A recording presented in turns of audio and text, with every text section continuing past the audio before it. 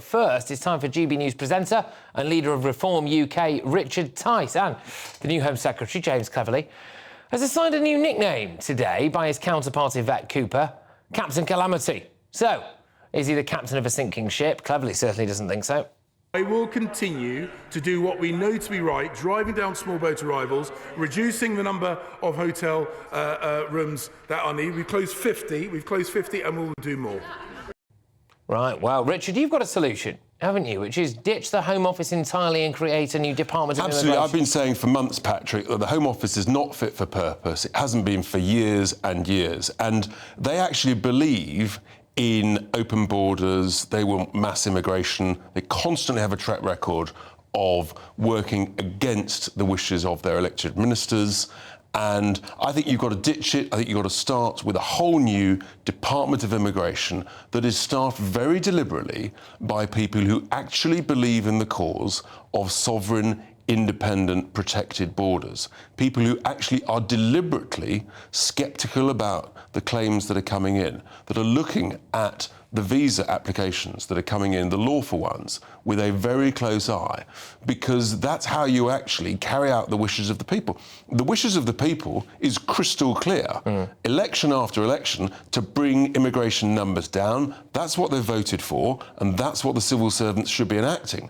And so I actually think that that's what you need. What would you do? Would you sack a load of civil servants and just bring in they're very welcome to reapply, but this is to a whole new job. And this is an area where actually you don't want civil service neutrality. You want people who believe in defending our borders, protecting our borders, and carrying out the wishes of the British people, who have constantly voted to reduce immigration. That's why our policy is absolutely clear. One in, one out. That equals net zero immigration. It's very good. About 400 to 450,000 people leave the country every year. So you can have smart immigration, high qualified, highly skilled people to that number, but no more. You could sort of almost have like a Ryanair booking system as you get nearer the end of the year and the numbers get towards the ceiling. All sorts of ways you can cut it.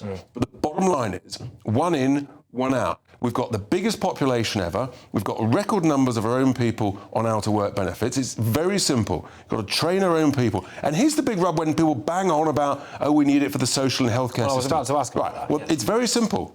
30 years ago, when net immigration was less than 100,000, we didn't seem to have a crisis then. Why? Because they were paid properly, they were trained properly, they didn't have to do degrees, they got straight into the job with training, and that's how you look after people. That's what we need to get back to. If it ain't broke, don't fix it. The current Home Office is broken, it's trashed. Okay. Bin it, start again. Well, look, moving on now to, well, I don't know, a little bit of a spot of bother potentially with a fellow GB newsman, Lee Anderson, after it was alleged that the Tory MP was offered quite a good salary to defect to your party, Reform UK. You've denied this, I think. What's going on? Yeah, look, we've had a bit of a row. We've agreed to disagree, and we're going to move on. But what I will say is what I said on another channel yesterday morning, where I said, look, conversations that I have with ministers, former ministers, Tory MPs who are fuming about the betrayal of the promises on immigration and stopping the boats, those conversations remain completely confidential. I won't even confirm who I have or have not spoken to. That's my position, and I'm sticking to it. OK, that's fine. Now, I won't draw you on names, obviously, because it doesn't sound like there's any point, right? But are you talking to Cabinet Ministers at the moment about potential defection? That's as far as I'm going to go, all right? I'm comfortable with that position.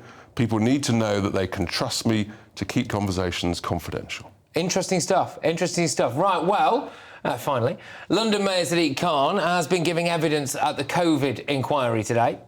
I can see no explanation at all why, the GLA, the Mayor of London, we weren't around that table. I think lives could have been saved if we were earlier.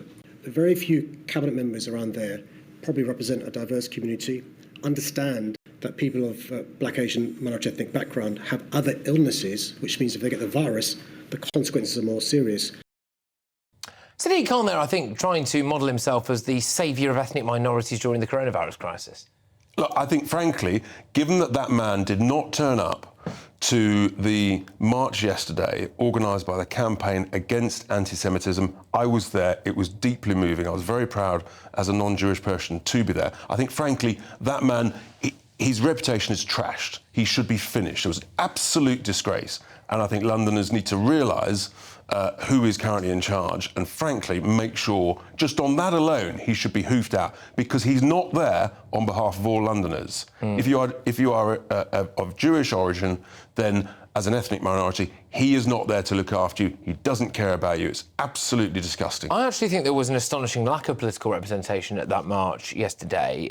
You know, this is a campaign against anti-Semitism march. OK, all right, it was also very pro-Israel, and that's by the nature of the people, the vast majority of the people who turned up. But that wasn't just what it was about. It was about a lot of people very concerned about an astonishing rate of anti-Semitism that's taking place ever since those October the 7th attacks, and the lack of perceived action as well from police, lack of condemnation from certain political quarters. I did think it was shameful that there was not more political representation there, and I couldn't help but think if that had been a march against another type of phobia, they'd have been queuing up. I tell you what, to hear yesterday morning a Labour MP say live on TV that he wasn't there because some of his constituents had different views, I thought was reprehensible. Showed a complete failure of conviction, of courage, of doing the right thing. The man should be ashamed of himself. Absolutely appalling.